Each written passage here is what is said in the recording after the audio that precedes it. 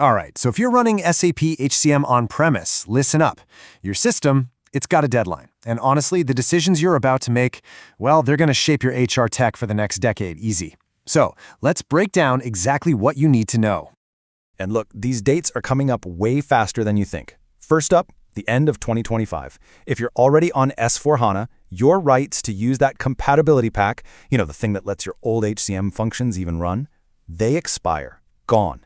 For pretty much everyone else still on SAP ERP HCM, the big one is 2027. That's when mainstream maintenance ends. Sure, there's a pricey extended option till 2030, but let's be real. This isn't some far-off problem anymore. It is right around the corner. So you can see the question isn't if you're going to make a move anymore. It's what move are you going to make? Do you take that huge leap into the cloud? Do you just try to squeeze a few more years out of what you've got? Or is there maybe another path? Okay, so here's our game plan for this explainer. First, we'll tackle the SAP HCM crossroads. Then, we'll figure out what exactly H4SO is. From there, we'll look at your 3 strategic paths, talk about the migration H4SO, and finally, help you make your decision. Let's dive in. All right, first up, the SAP HCM crossroads. Think about it. For years, your on-premise system has been a total workhorse, right? Super reliable. But its time is running out, and that means a big strategic choice is coming your way. Here's the hard reality. The version of SAP HCM you're running right now will be out of mainstream maintenance by the end of 2027. And trying to stick with it? That just means higher costs and absolutely zero new innovations. So yeah, doing nothing, it's not a sustainable option anymore. And that brings us to the main event, H4S4. You've probably heard this term thrown around, right? But honestly, there's a ton of confusion about what it actually is. So let's clear that up, because it's a super critical piece of this whole puzzle. Okay, so H4S4, it stands for, drumroll please, SAP Human Capital Management for SAP S4HANA. To put it simply, it's the official successor to your on-premise SAP HR module. And let me be clear, this is not a cloud product. Think of it as the next evolution of on-premise HCM, but it's built to run on that powerful modern S4HANA platform. And this quote here from SAP mentor Danielle LaRocca, it's absolutely crucial. She says, H4S4 is not a completely new on-premise HCM solution. It's a continuation of the existing HCM code line. And that's huge. It means this isn't some scary rewrite from scratch. It's the direct continuation of the code you already know and use. What does that mean for you? Way less disruption and a much, much more predictable transition. It's evolution, not revolution. So let's break this down into 4 key facts you gotta know. Number 1, it is an on-premise solution. You're still managing your own infrastructure. Number 2, the scope of what it does, it's pretty much the same as what you have today. So you know exactly what you're getting. No big surprises. 3, and this one is a game changer for a lot of folks, it supports all the local payroll versions.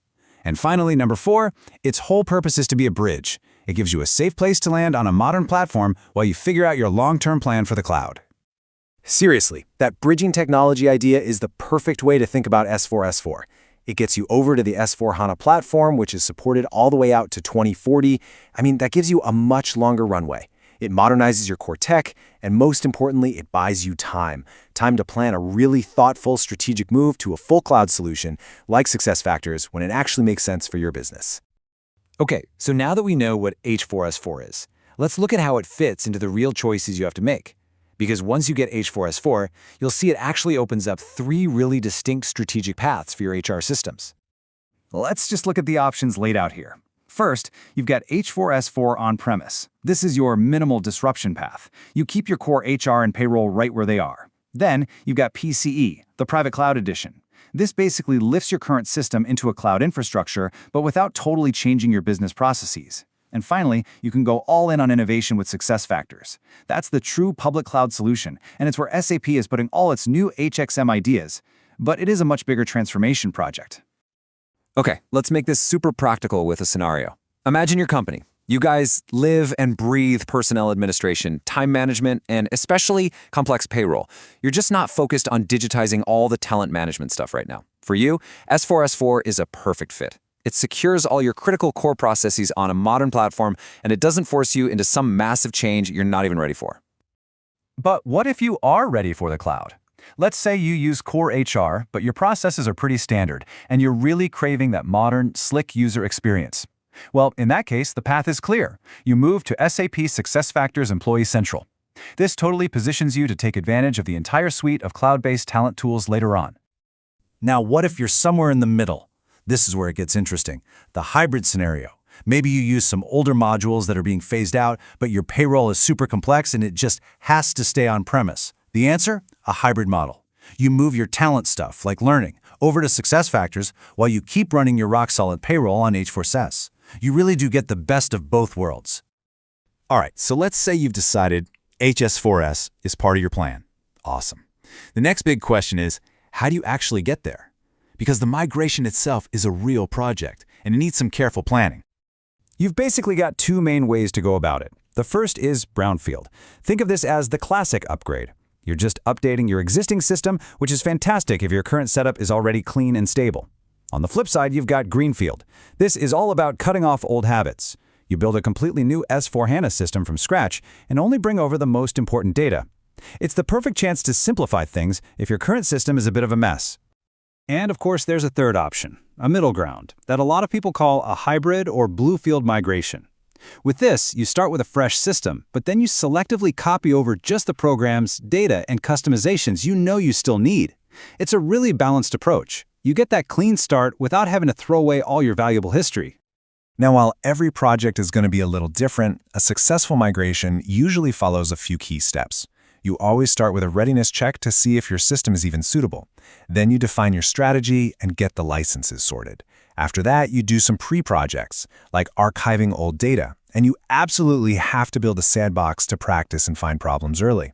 And from there, it's go time. You execute the migration across your dev, QA, and finally, your production system. Okay, so let's bring all this home. It's time to talk about making your decision. Here are the key things you really need to think about as you get ready to make this call. So what should you take away from all this? First and foremost, those 2027 and 2030 deadlines, they are real. Doing nothing is just not an option. Second, remember that H4S4 is a safe, evolutionary step. It buys you time all the way to 2040. Third, the licensing model is changing. It's now based on master records, not named users. Now, that could actually be a good thing. It might eliminate extra license costs for your employee and manager self-services. And finally, and if you hear nothing else, hear this. Start planning now. If you wait until 2026, you're going to find a serious shortage of qualified consultants. At the end of the day, H4S4 is so much more than just a technical upgrade. It's a strategic tool. It gives you that bridge to the future, and maybe most importantly, it gives you time. So the real question you need to be asking yourself isn't just if you should move to H4S4, it's how are you going to use all that valuable time to build the real future of HR for your organization?